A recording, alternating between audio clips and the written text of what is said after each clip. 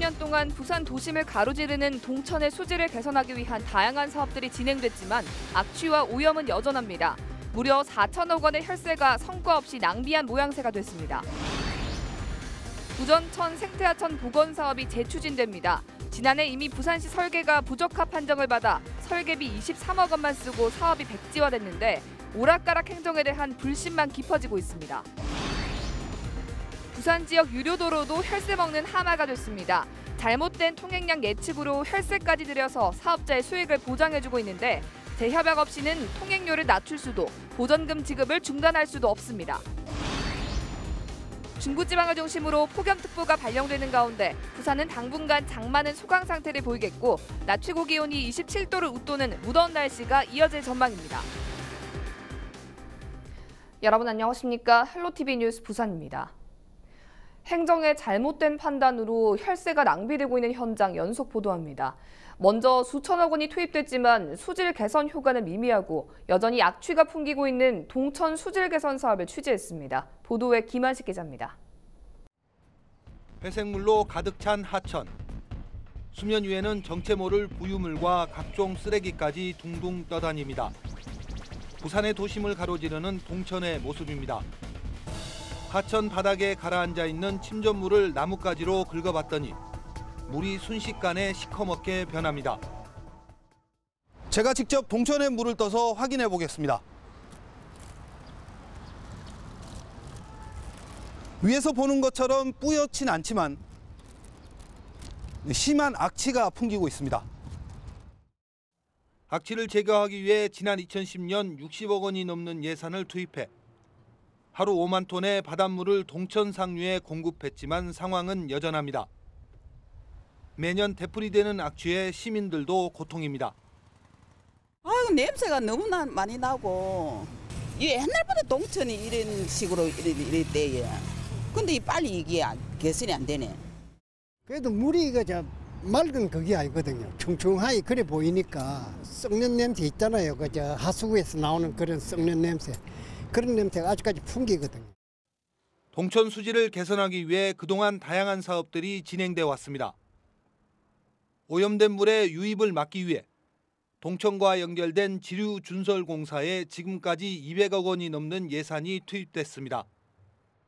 또 지난 1991년부터 올해까지 동천으로 유입되는 하수를 막는 데만도 3천억 원이 넘게 들어갔습니다. 여기에 추가로 바닷물 20만 톤을 동천 중류에 유입시키기 위한 예산 270억 원까지 포함하면 지금까지 4천억 원이 소요됐습니다. 더욱이 2024년까지 빗점 오염, 즉 육상에서 오염물질이 유입되는 걸 막는 사업 등에 1,200억 원 정도가 추가로 투입될 예정입니다. 부산시는 사업이 마무리되면 동천의 수질이 개선될 것으로 기대하고 있습니다. 추가적으로 하루에 25만 톤의 혈수를 동천 중류에 분산 방류하면은 수질 개선 효과가 많은 것으로 그렇게 검토가 되었습니다. 하지만 부산시의 이런 계획에 의문이 제기되고 있습니다. 동천에 연결된 하천입니다.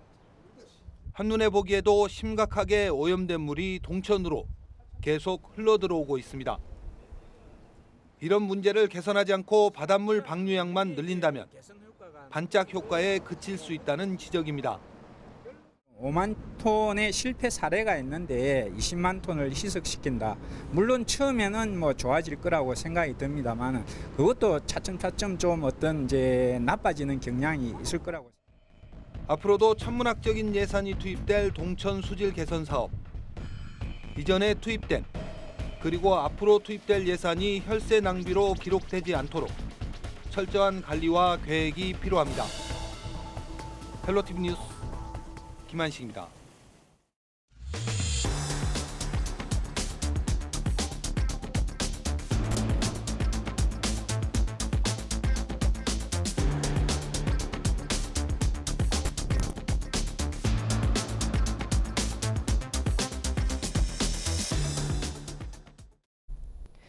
앞서 보셨던 동천의 지류인 부전천으로 가보겠습니다.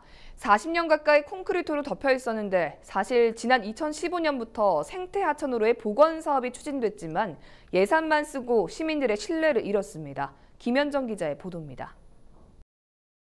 동천의 지류인 부전천은 1976년부터 80년까지 복개가 이뤄져 40년 가까이 하천의 흔적을 찾아볼 수 없습니다. 부산시는 지난 2015년부터 복개된 부전천의 생태하천 복원 사업에 돌입했습니다. 복원 방식은 지하에 콘크리트 박스로 물길을 만들고 박스 위쪽에 실개천을 만드는 기능 분리형 하천으로 설계 비용에만 23억 원이 투입됐습니다. 또한 이 같은 복원 사업에 드는 예산 490억 원을 부산시와 환경부가 절반씩 부담하는 것으로 추진됐습니다. 하지만 부산시가 설계한 2층식 기능분리형 하천은 환경부로부터 생태하천에 적합치 않다는 평가를 받아 국비지원 대상에서 제외됐습니다. 답보 상태에 빠진 부전천 생태하천 복원 사업. 부산시는 지난해 11월 사업 전면 백지화를 선언하고 2017년 확보했던 국비 73억 원도 반납 조치했습니다. 하지만 불과 7개월 만에 사업 재검토 카드를 뽑아들었습니다. 이를 위해 부산시는 부전천 복원 재검토를 위한 원탁회의를 지난달 2차례에 걸쳐 열었지만 제대로 된 논의가 이뤄지지 않고 있습니다. 시민환경단체에서는 종합적인 구성과 논의가 필요하다는 입장입니다. 사실은 그 원탁회의를 구성한 위원회 그 멤버가 이 도심을 종합적으로 재조명할 수 있는 도시재생, 그다음에 교통, 문화, 관광, 상권 등에 대한 다양한 전문가나 시민사회가 참여하는 폭넓은 원탁회의를 구성해서 부산시는 생태하천으로 인정받지 못한 부전천의 분리형 하천 설계비로 이미 시민의 혈세인 23억 원을 낭비했고 시민들의 신뢰 또한 잃었습니다. 이제는 더 이상 주먹구구식 행정을 반복하지 말아야 한다는 지적입니다. 물이 위에서 아래로 흐릅니다. 그러면 상류는 어떻게 정비를 해야 되고 하천을 어떻게 종합적으로 정비하겠다. 어떤 하천은 생태하천으로 복원하고 어떤 하천은 하천 종합 정비 사업으로 하겠다 하는 큰 그림을 그리고 나서 거기에 맞게 라운드 테이블을 구성을 해야지 지금 일이 거꾸로 된 거예요. 사업 추진 4년 차. 부전천 생태하천 복원 사업이 혈세 낭비와 오락가락 행정의 이름표를 바꿔달 수 있을지 지켜봐야겠습니다. 헬로티비 뉴스 김현정입니다. 부산 지역 유료도로도 시민사회가 목소리를 높이고 있는 부분입니다. 혈세로 민간 사업자의 배를 불려주고 있다는 지적이 있죠. 혈세 먹는 하마라는 별명도 붙었습니다. 안수민 기자입니다. 부산에서 돈을 내야만 이용할 수 있는 터널과 도로는 모두 8개. 거가대로와 광안대교 등 도로 4곳, 오래 개통한 천마산 터널과 산성터널 등 터널 4곳입니다. 소형차 기준 가장 비싼 요금은 거가대로로 10,000원이고 백양터널을 제외한 나머지 5곳은 1,000원에서 1,500원 상당입니다. 하루에 모든 유료도로를 이용하면 소형차는 통행료만 18,600원, 대형차는 47,000원이 넘는 요금을 지불해야 합니다. 전국에서 유료도로가 가장 많다 보니 시민들의 부담도 그만큼 클 수밖에 없는데요. 통행료와는 별도로 시민들의 혈세까지 매년 유료도로에 지원되고 있습니다. 개통 이후부터 지난해까지 백양터널과 수정산터널, 부산항대교, 을숙도대교, 거가대로에 지원된 부산시 예산은 1조 300억 상당입니다. 앞으로도 8,358억 원가량의 추가 예산이 투입될 것으로 부산시는 판단하고 있습니다. 현재 계획대로라면 지자체와 계약 기간이 끝날 때까지 이 수정산터널은 5.6배, 백양터널은 3.7배, 부산항대교는 2.7배 이상의 투자 대비 수익을 가져갈 것으로 추산됩니다. 통행요금의 혈세까지 사업자 배만 불려주는 상황이지만 도로를 만들 때 부산시와 사업자가 맺은 협약을 파기할 수 없기 때문에 통행료를 낮출 수도 보전금 지급을 중단할 수도 없습니다. 국회에서는 시민들의 혈세 부담을 줄이겠다며 유료도로법과 사회기반 시설에 대한 민간투자법 개정을 추진하고 있습니다. 도로의 수익률이 과도할 경우 지자체가 실시협약 변경을 요구하고 공익처분도 할 수 있도록 하는 겁니다. 최근 부산시가 승악터널도 민간 자본으로 짓는 방안을 추진해 논란이 일고 있습니다. 또다시 사업자의 배만 불리지 않도록 하기 위해선 제대로 된 수요 예측을 통해 재정 부담을 최소화할 수 있는 방안을 찾아야 할 것으로 보입니다. 헬로티비 뉴스 안수민입니다.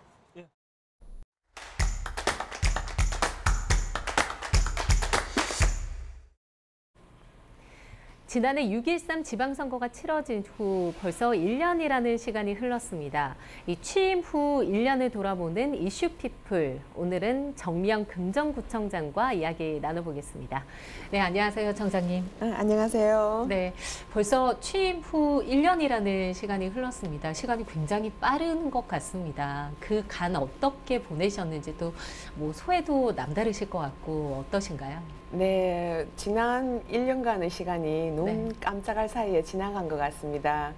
주민들의 열렬한 그런 지지와 격려 속에서 금정의 변화와 혁신을 위해서 저를 지지해 주시고 선택해 주신 주민들을 위해서 지난 1년간은 구민이 주인인 정의로운 금정이라는 비전, 그리고 창조적인 혁신, 나누는 일자리, 따뜻한 공동체, 그리고 지역문화 창달이라는 4대 목표로 그 목표를 달성하기 위한 세부 전략을 한 26가지를 수립했거든요. 네네. 그 전략들을 단기적으로 그리고 혹은 장기적으로 계획을 수립하고 단단하게 수정해 나가면서 하나하나 목표를 이루어가는 그런 의미로운 시간이었다고 생각합니다. 몇 가지 성과도 있었는데요. 첫 번째로는 제가 큰 공약이었기도 합니다만 그래서 10분 이내의 작은 도서관 확충 문제입니다.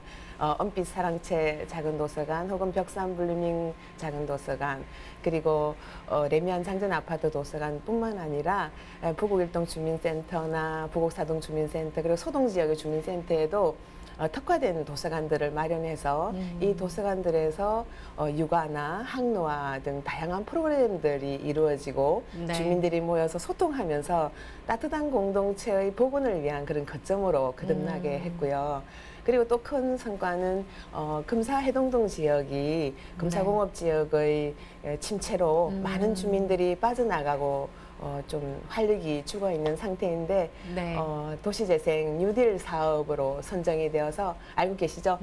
청춘과 정돈마을 부산금사라는 사업으로 선정이 되어서 약 274억의 예산을 2022년까지 투자를 해서 활기를 불어넣고 그리고 우리 공립 어린이집도 23년 만에 새로 역개장을 했어요. 레미안 장전 아파트 안에 있는 공립 어린이집도 하나 23년 만에 새로 추가가 되었고, 그리고 다 함께 돌봄센터도 저희들이 개장을 했습니다. 그래서 맞벌이 하시는 부부들이 걱정하시지 않고 학교에서 돌아온 아이가 어디를 갈까 걱정하지 않고 일하실 수 있게 다 함께 돌봄센터도 개장을 했습니다. 일단 저희 오늘 촬영이 진행되고 있는 이 공간 청사 아니잖아요. 미술관 같이 꾸며놨는데 아름답죠. 주민들이 언제나 와서 좀 쉴 수 있고 좀 청사의 문턱을 낮췄다 이런 느낌도 드는데 좀 소개를 해주시죠. 저희들이 1988년에 동래구에서 분구가 되어서 30년의 나이가 되었습니다.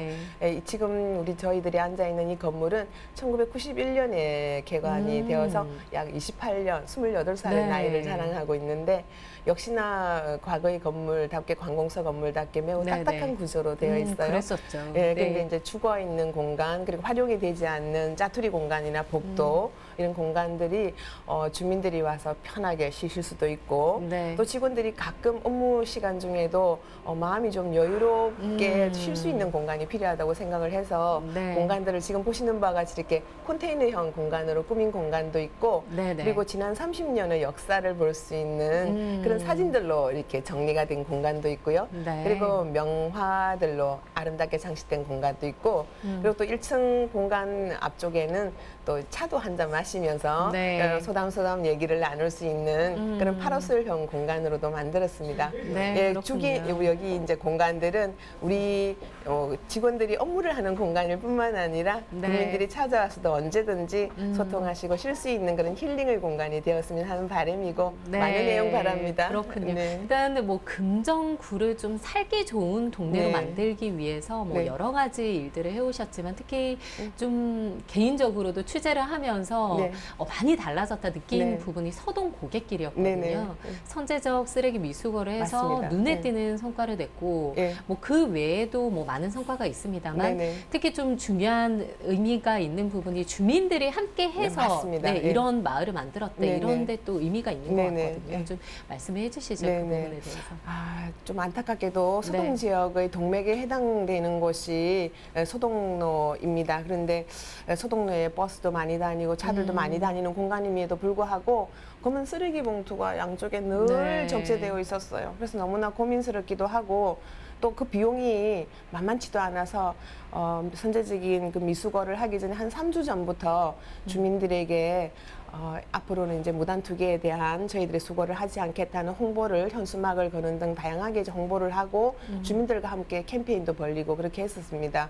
그래서 그 덕분에 한 2주 정도 저희들이 미수거를 했는데 평소 때보다도 훨씬 작은 양의 쓰레기가 이제 밖으로 나와 있었고요. 그것도 주민들이 이렇게 무단 투기를 해서는 소동 지역이 이미지가 실추된다고 주민들이 적극적으로 이제 무단 투기에 대한 건절에 대한 홍보 캠페인도 해주셔가지고 무단 투기나 쓰레기를 함부로 버리는 것은 이제 명품 검정에 사시는 주민으로서 걸맞지 않다는 의미로서 클린 지킴이 활동을 꾸준하게 하고 있고 지금 약 한 800여 명의 주민들이 그 클린 지킴이 활동에 동참을 하고 있는데 주민들이 적극적으로 동네 쓰레기를 치워주시기도 하고 무단 투기에 대한 이미지도 건절시키는 다양한 활동들을 함께 해주시고 계십니다. 그렇군요. 그리고 금정구에 사시는 주민들의 약 60% 이상이 공동주택에 거주를 하고 계세요.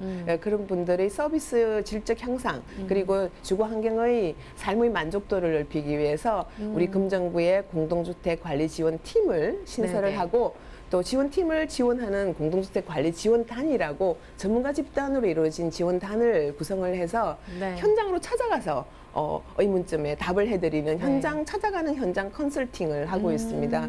그리고 아마 부산시에서 아마 제 기억엔 처음인 것 같은데 아파트 관리비 절감 가이드북도 이번에 주민들을 위해서 아주 알기 쉽고 충실한 내용으로 이렇게 책도 이제 발간을 하게 되었습니다. 혹시 이 방송 보고 계시는 분들은 이 책 많이 보시고 저희들 홈페이지에 찾아오면은 다운을 받을 수가 있게 해놨어요. 그래서 생활에 많은 도움이 되었으면 좋겠다는 말씀을 드리고 또 자랑 같습니다만 저희들이 언론에서 발표를 했는데 금정구가 부산에서 가장 살기 좋은 도시라는 그런 발표를 해주셨거든요. 여기에 만족하지 않고 우리 직원들과 함께 앞으로도 열심히 할 생각입니다. 이런 앞으로의 3년은 뭐 어떤 일을 하실까 또 어떤 모습으로 금정구가 변할까 저 또한 궁금한데요. 저 관심 있게 지켜보도록 하겠습니다. 오늘 함께 해주셔서 감사합니다. 네, 고맙습니다. 우리 지역 인사동정입니다. 오거돈 부산시장은 5일 오전 10시 대학생 소상공인 서포터즈 발대식에 참석합니다. 정미영 금정구청장은 오전 11시 양성평등주간 기념행사에 참석합니다. 최영욱 동구청장은 오후 3시 가정성당 쌀 기증 전달식에 참석합니다. 서은숙 부산진구청장은 오전 11시 부산진구 희망복지플러스센터 개소식에 참석합니다. 김철훈 영도구청장은 오전 11시 행복영도장학회 이사회에 참석합니다. 홍순원 해운대구청장은 오전 10시 공감구청장실에 나섭니다.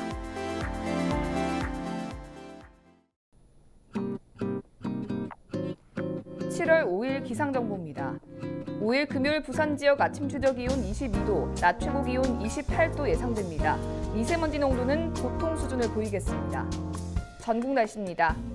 5일 아침 최저기온 서울 21도, 경남 21도, 부산 22도 나타내겠고요.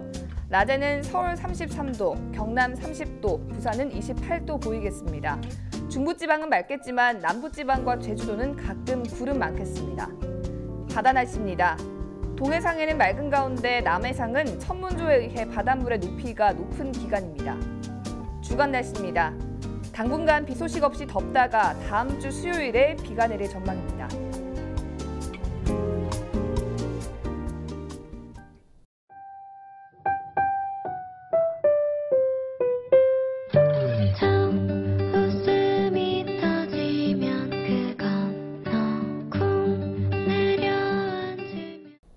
이상으로 뉴스를 마칩니다. 저희는 언제나 지역 주민 여러분 곁에 있겠습니다. 고맙습니다.